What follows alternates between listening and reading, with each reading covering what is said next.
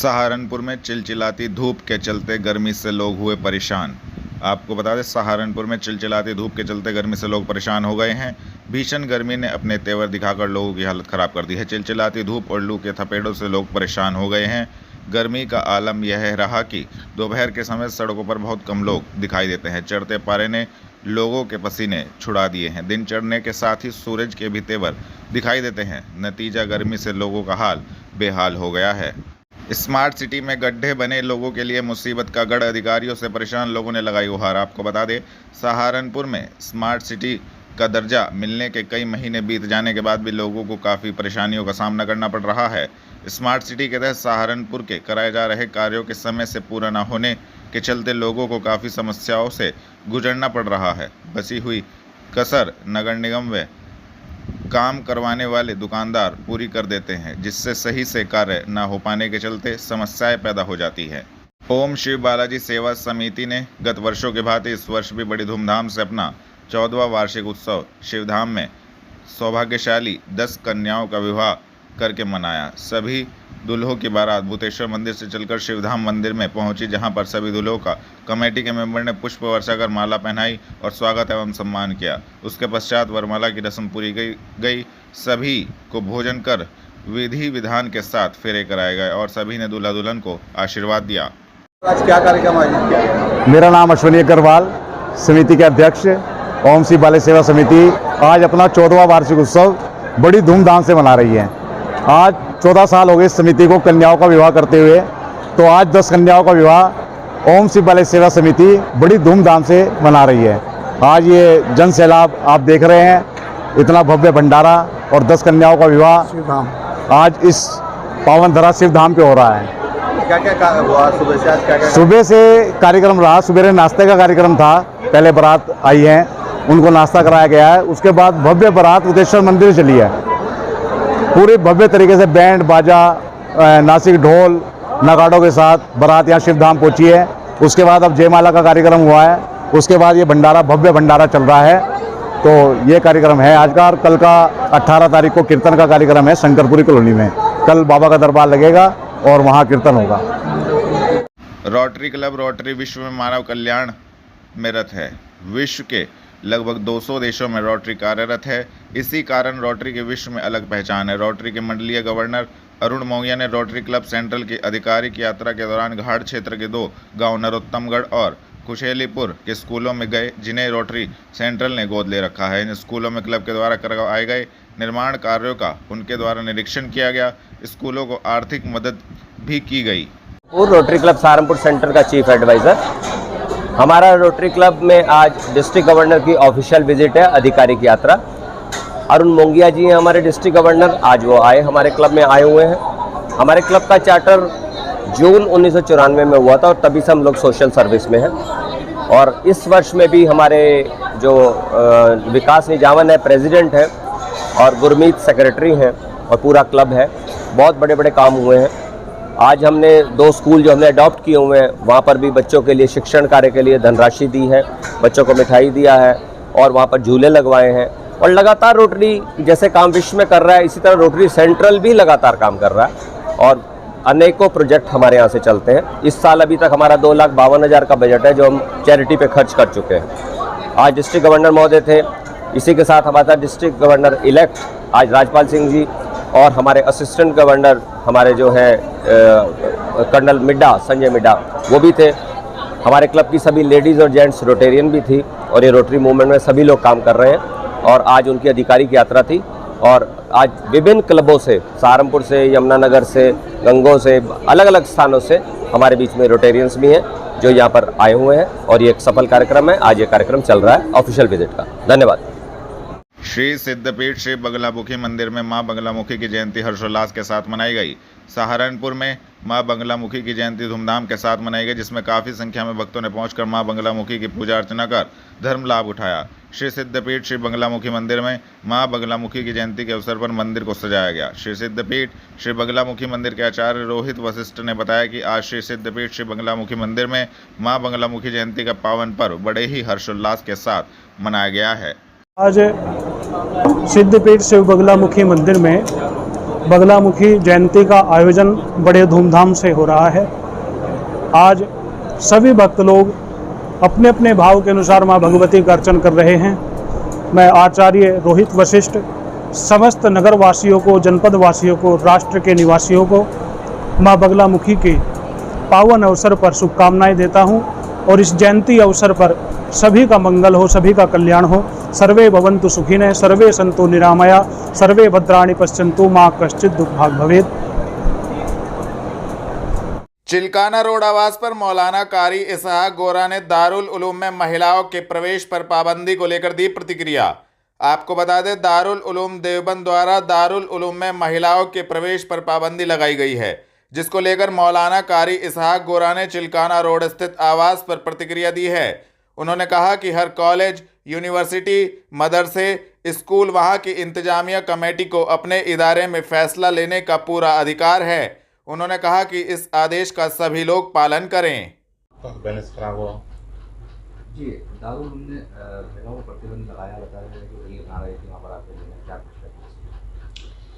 देखिए, हर college, university, मदरसे, school, वहाँ की इंतज़ामिया को अपने इदारे में फ़ैसला लेने का पूरा अधिकार है और इदारा हमेशा हर चीज़ को सोच समझकर निर्णय लेता है।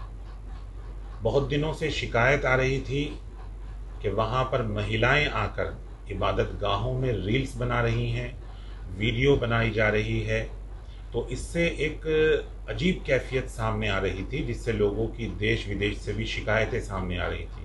तो इन तमाम चीज़ों को लेकर अगर दारुल उलूम देवबंद की इंतज़ामिया ने फ़ैसला लिया है कि वहाँ पर महिला नहीं आएंगी, तो मैं समझता हूँ इस पर किसी को किसी तरह का ऑब्जेक्शन नहीं होना चाहिए और बल्कि इस आदेश को स्वीकार करना चाहिए और लोगों ने इसको स्वीकार किया है। तो इस पर किसी तरह का कोई सवाल खड़ा करना मैं समझता हूँ कोई ज़रूरत नहीं है। तमाम लोगों को इस आदेश को मानना चाहिए। पुलिस लाइन स्थित समस्त शाखाओं का वरिष्ठ पुलिस अधीक्षक ने किया वार्षिक निरीक्षण, अभिलेखों को किया चेक, दिया आवश्यक दिशा निर्देश। आपको बता दें, पुलिस लाइन स्थित समस्त शाखाओं का वरिष्ठ पुलिस अधीक्षक डॉक्टर विपिन ताड़ा द्वारा वार्षिक निरीक्षण किया गया।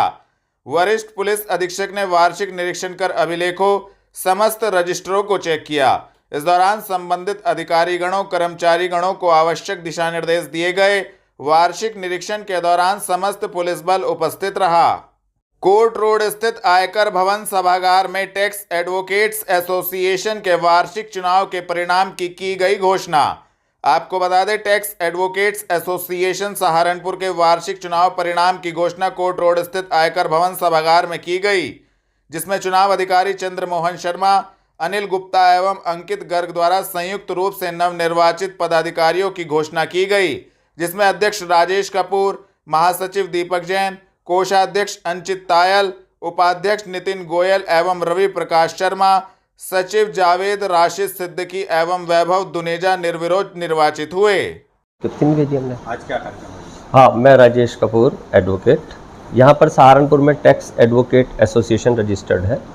अभी उसके वार्षिक चुनाव हुए हैं और उसके अंदर हमारी टीम निर्विरोध रूप से चुनाव अधिकारियों और हमारे द्वारा सदस्यों द्वारा चुनी गई है, जिसमें मैं अध्यक्ष के तौर पे हूँ, दीपक जैन जी महामंत्री हैं और पूरी टीम है हमारी। और आज ये चुनाव परिणाम घोषित हुए हैं और निर्विरोध घोषणा हुई है चुनाव के संबंध में। हम लोगों का जो असल में आप देखें तो बार एसोसिएशन का कार्य क्या है?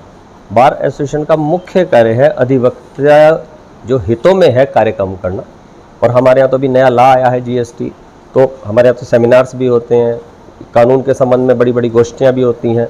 अधिकारियों के साथ भी बार और बेंच का सौहार्द बना रहे, सदस्यों को भी दिक्कत ना आवे और कल्याणकारी योजनाएं भी जो अधिवक्ताओं की चल रही हैं वो भी चलनी चाहिए। तो इसलिए इन सब के देखते हुए यही हमारा उद्देश्य है, यही हमारा लक्ष्य है कि आने वाला वर्ष एक सफल वर्ष हो और हम अपने अधिवक्ता बंधुओं के लिए, अपनी बार के लिए हम अधिक से अधिक कुछ कर पाएँ, यही हमारी कामना है, यही हमारी इच्छा है। धन्यवाद। शुद्ध जलापूर्ति की समस्या को लेकर वार्ड 44 में पार्षद द्वारा क्षेत्रवासियों के साथ किया गया जोरदार प्रदर्शन। आपको बता दें, वार्ड 44 में शुद्ध जलापूर्ति की समस्या को लेकर वार्ड 44 के पार्षद व सपा नेता फहाद सलीम ने प्रदर्शन कर निगम प्रशासन जलकल विभाग को चेताया है।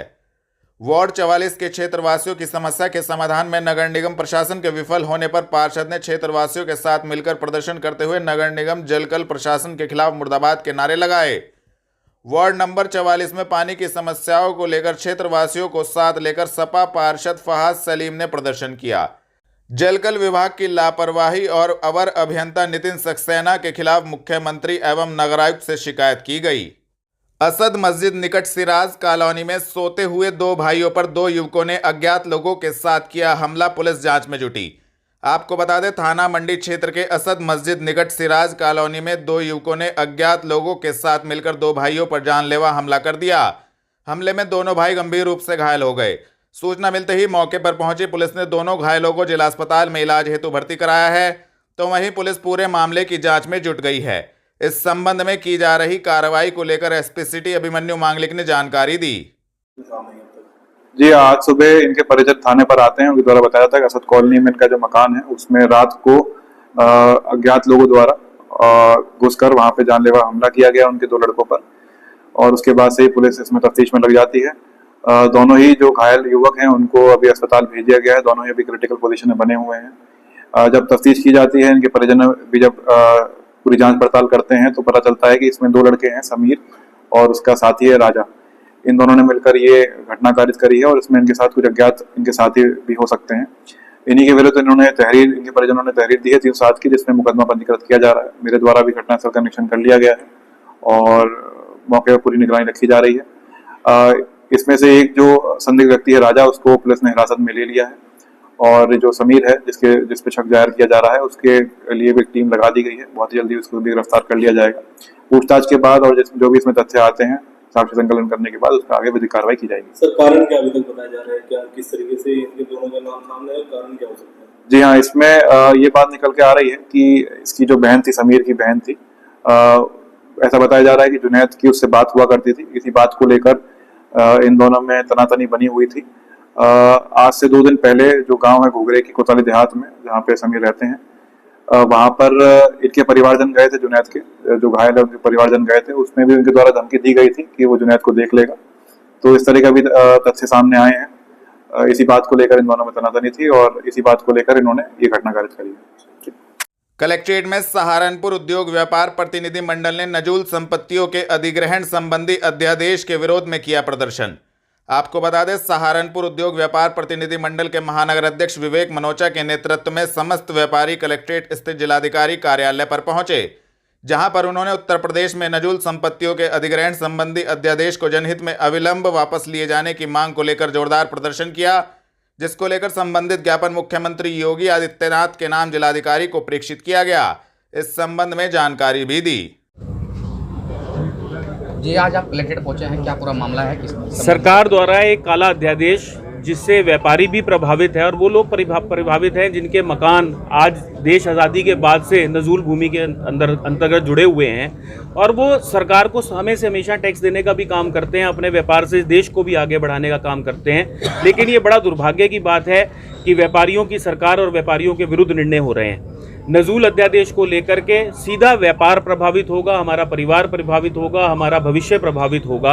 आज उस अध्यादेश के विरोध में हम सब लोग एकत्र होकर, समस्त व्यापारी एकजुट होकर अपनी आवाज़ को माननीय मुख्यमंत्री आदरणीय योगी आदित्यनाथ जी को एक ज्ञापन माननीय जिलाधिकारी के माध्यम से भेजने के लिए आए हैं, क्योंकि व्यापारियों की सरकार है और व्यापारियों की भावनाओं को वो भली भांति जानते हैं। पता नहीं ऐसा क्या मजबूरी है, ऐसा क्या कारण रहा होगा कि ऐसा काला अध्यादेश तुरंत पारित किया गया, और बहुत जल्दी उसको तैयारी है पूरे उत्तर प्रदेश के अंदर लागू करने की। तो ये अध्यादेश व्यापारियों के विरोध में है। अतः ये आग्रह है माननीय योगी आदित्यनाथ जी से, इस ज्ञापन के माध्यम से, आदरणीय जिलाधिकारी के माध्यम से हम ये ज्ञापन भेज रहे हैं कि शीघ्र अतिशीघ्र व्यापारियों के विरुद्ध जो ये कानून बनाया गया उसको तुरंत वापस लिया जाए, क्योंकि व्यापारियों की सरकार है। सड़क पर आंदोलन अच्छा नहीं लगता, लेकिन अगर मजबूरी हुई तो फिर व्यापारी मजबूर होकर सड़कों पर बैठने को तैयार होगा। सहारनपुर पहुंचे पूर्व प्रांत संयोजक बजरंग दल ने दारुल उलूम में महिलाओं के प्रवेश पर प्रतिबंध को कहा तुगलकी फरमान। आपको बता दें, बजरंग दल के पूर्व प्रांत संयोजक विकास त्यागी ने एक बयान जारी करके दारुल उलूम के उस आदेश की आलोचना की है जिसमें दारुल उलूम ने महिलाओं के प्रवेश पर प्रतिबंध लगाया है। विकास त्यागी ने इस प्रतिबंध को तुगलकी फरमान बताते हुए कहा, जिस प्रकार सीरिया, अफगानिस्तान एवं पाकिस्तान में महिलाओं पर अनेक प्रतिबंध थोपे जाते हैं, इसी प्रकार दारुल उलूम का भी यही तुगलकी फरमान है। दारुल उलूम के द्वारा महिलाओं के प्रवेश पर प्रतिबंध यह दारुल उलूम की मानसिकता को दर्शाता है। जिस प्रकार सीरिया, अफगानिस्तान और पाकिस्तान के अंदर महिलाओं पर अनेकों प्रतिबंध वहां लगाए गए हैं और इसी प्रकार का एक तुगलकी फरमान भी देवबंद के दारुल उलूम के द्वारा यहाँ जारी किया गया है। मैं पूछना चाहता हूँ देवबंद के दारुल उलूम से, महिलाएं जब हज के लिए और जा सकती हैं तो वहाँ पर कोई प्रतिबंध उन पर नहीं है मक्का मदीना में, तो दारुल उलूम क्यों इस प्रकार का प्रतिबंध यहाँ लगाकर और अपनी इस प्रकार की तालिबानी मानसिकता को जो है यह दर्शा रहा है। मैं भारत सरकार से मांग करूँगा कि इस प्रकार के फरमान पर, प्रतिबंध पर और जो है तुरंत दारुल उलूम पर कार्रवाई होनी चाहिए।